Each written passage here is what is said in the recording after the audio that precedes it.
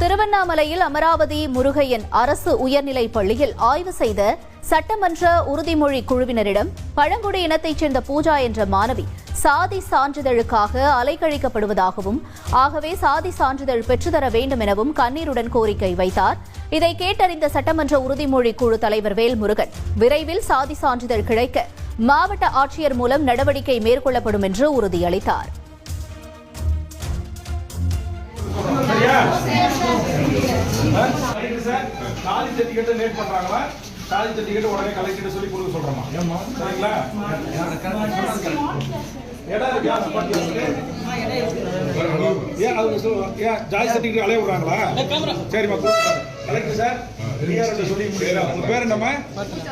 பூஜா என்ன ஊரு? திருவண்ணாமலை.